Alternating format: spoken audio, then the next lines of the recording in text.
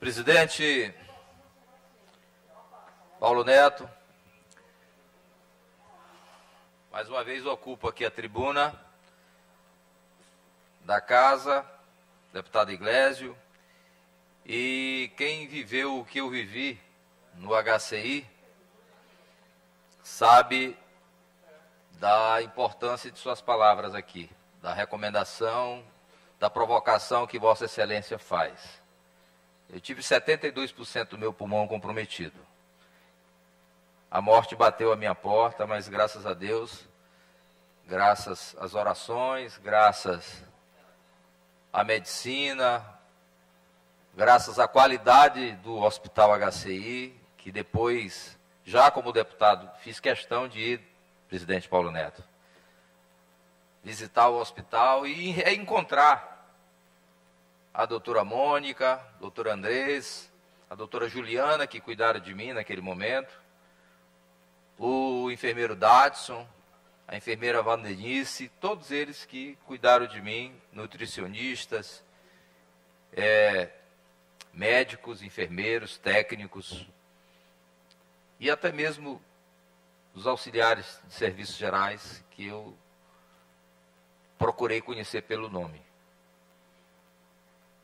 Fui paciente do SUS.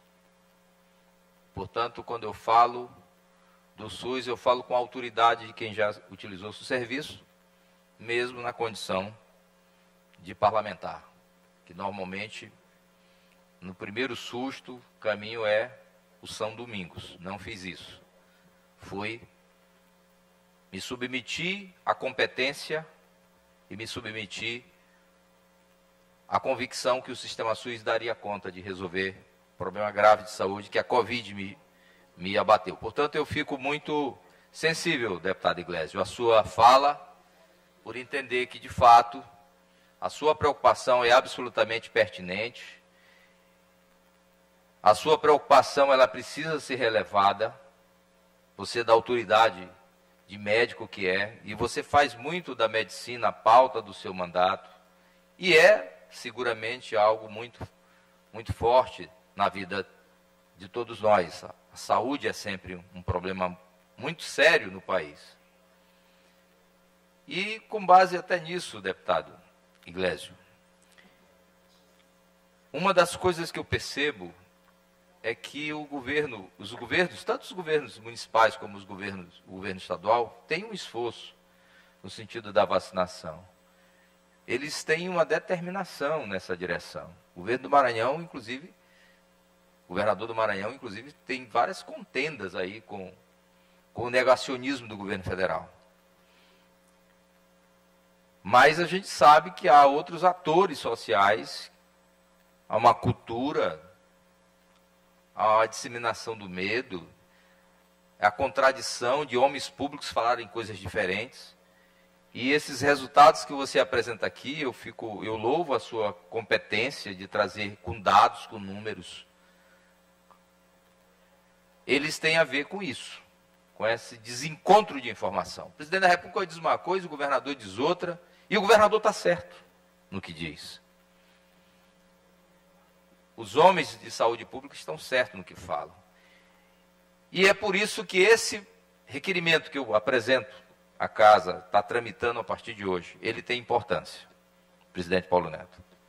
Que é o requerimento que pede que o Tribunal de Contas do Estado possa emitir parecer sobre a viabilidade e legalidade que as rádios comunitárias possam também acessar as verbas públicas da comunicação naquilo que for campanha institucional, naquilo que não for propaganda do governo. Elas já são impedidas por lei de fazer qualquer tipo de anúncio comercial.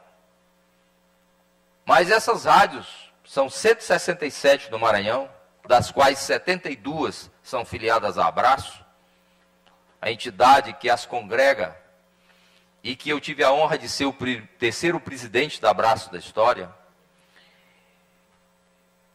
Essas rádios vivem no sufoco e os estados, os municípios, as autarquias, as empresas públicas que poderiam utilizá-las para fazer esse tipo de, eu diria, tolerância do meu presidente, que poderiam cumprir um importante papel, deputado Iglesias, na conscientização, porque essas rádios, elas é que falam para o Maranhão profundo, aquele Maranhão que os grandes meios de comunicação não chegam, pelo menos jornais, blogs e rádios comerciais. Essas rádios falam para suas localidades. Elas têm a propriedade, a legitimidade de falar para os seus espaços, para os seus territórios. E elas são impedidas pela legislação federal, mas existem atenuantes legais, e esse é um deles. Já tem jurisprudência isso. O Mato Grosso já fez isso. Eu ontem reuni com o presidente da Abraço e o presidente do Tribunal de Contas do Estado. E levei a jurisprudência do Mato Grosso, em que lá esse problema está resolvido. Resolvido porque o Tribunal de Contas do Estado do Mato Grosso entendeu que essas rádios podem sim fazer parte do orçamento do Estado naquilo que não for propaganda de governo, mas daquilo que seja matéria de interesse da sociedade, como é a vacinação, como é o anúncio das voltas às aulas, como são as campanhas de direitos das mulheres, das crianças, dos indígenas, dos negros, tudo aquilo que diz respeito a direito. Por que só as rádios comerciais têm acesso a isso? Eu tenho cobrado isso do governador Flávio Dino, tenho cobrado isso do meu companheiro, Sua Excelência, o secretário de Estado, Márcio Gerri, que foi presidente da Abraço anterior a mim, eu o sucedi, para que a gente consiga. O Maranhão é um estado que tem um governador progressista, um governador comprometido com a verdade, um governador comprometido com as causas humanas, com tudo aquilo que é humano, com tudo aquilo que é socialmente justo. E é muito importante que as rádios comunitárias tenham esse tratamento socialmente justos, porque é bom para a sociedade que assim o seja. Imagina uma campanha para contrapor a essa lógica de negação da vacina que o deputado Iglesias acaba de trazer aqui, em 167 cidades do estado do Maranhão. Imagina o que é isso. Isso é um papel muito importante. E essas rádios fazem isso gratuitamente. Elas já fazem isso, deputado Iglesias, gratuitamente. Mas elas podem fazer muito mais.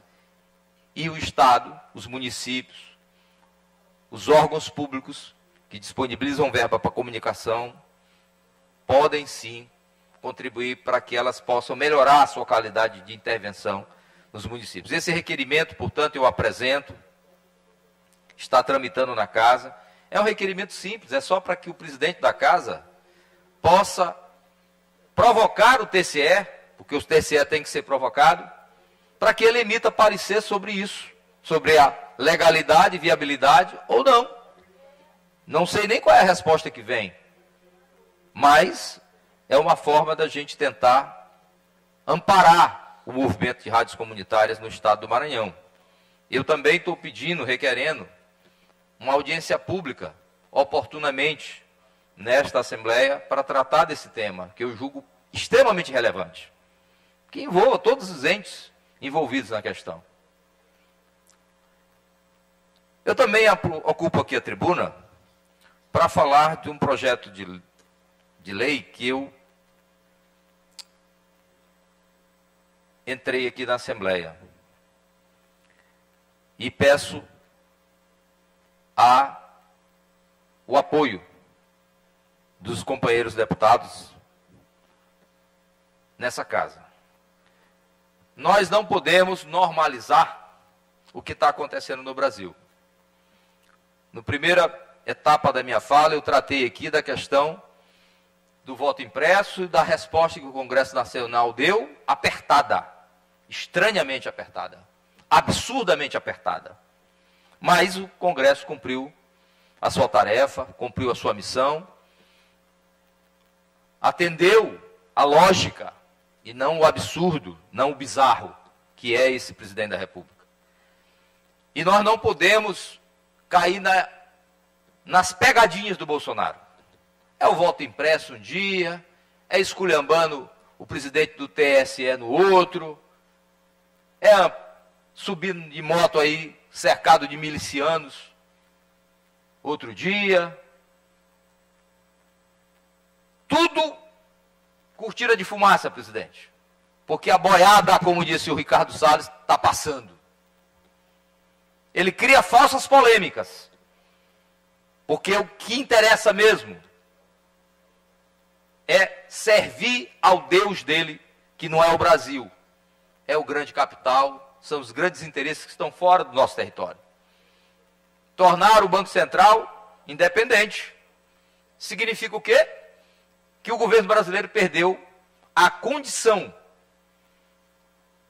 de administrar a política econômica do país, de arbitrar a política econômica do país. Privatizar os Correios. Querem privatizar a Eletrobras. E essa casa, as Assembleias Legislativas do Estado, as câmaras de vereadores, precisam abrir o debate nos seus espaços. Porque isso não é atinente só ao Congresso Nacional, à Câmara Federal. Isso mexe com a vida das pessoas, presidente Paulo Neto. A conta de luz, ela não está só cobrada em Brasília, ela é cobrada aqui. A tarifa social, que o caminho é eles erradicarem, no embalo que estão indo aí. O Luz para Todos, que representou progresso, desenvolvimento, emprego, acessibilidade. Tudo isso está em xeque, porque eles querem entregar tudo. Como já entregaram a BR Distribuidora.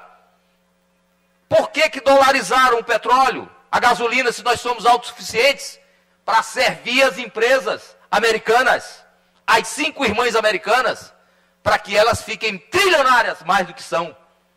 Esse é o papel do Bolsonaro. Esse falso debate que eles insistem em nos enganar, é só para passar a boiada. E é por isso, presidente, que nós estamos requerendo um pedido de audiência pública na Assembleia Legislativa do Estado para debater a privatização dos Correios.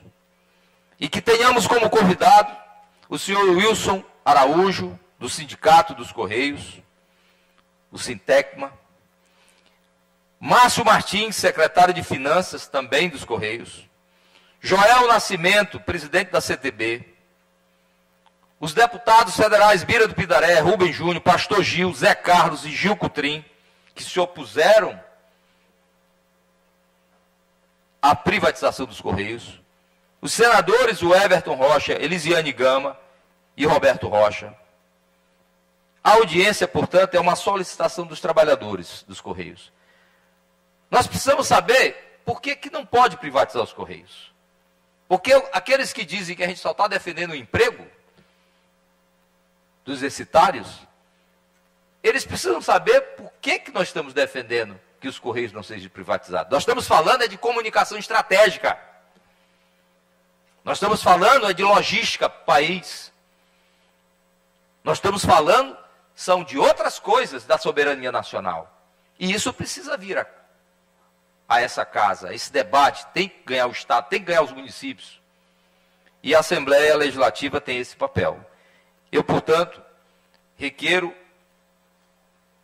esses dois momentos. E, por fim, presidente, dizer que também tramita nessa casa um projeto de lei também da nossa autoria, que isenta vários segmentos, associações, movimentos ligados à cultura, instituições ligadas à agroecologia, porque não adianta o governo fazer as chamadas públicas para que entidades possam acessar crédito, acessar programas, financiamento, se a barreira das certidões não permite.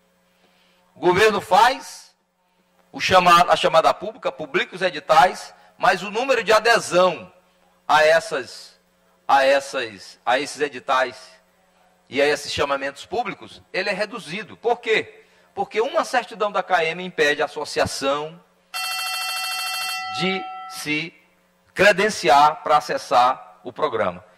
Esse requerimento, portanto, nesse regime de pandemia, eu circundo isso ao regime de pandemia, que a gente possa deixar as entidades que vivem sofregamente para sobreviver, com muita dificuldade, essas associações, de povoados, de bairros, temáticas, programáticas, aquelas que debatem vários temas que dizem respeito ao Estado, que elas sejam liberadas de apresentação dessas certidões, que cerceiam o direito delas de acessar esses programas que foram feitas em tese para eles, e que, infelizmente, a forma draconiana, a forma perversa com que as certidões impedem o acesso delas a esses créditos. Portanto, é um projeto que isenta, nesse período, enquanto durar o processo pandêmico, isenta eles de apresentação dessas certidões, para que eles possam acessar, para que o Estado chegue ao seu povo. Porque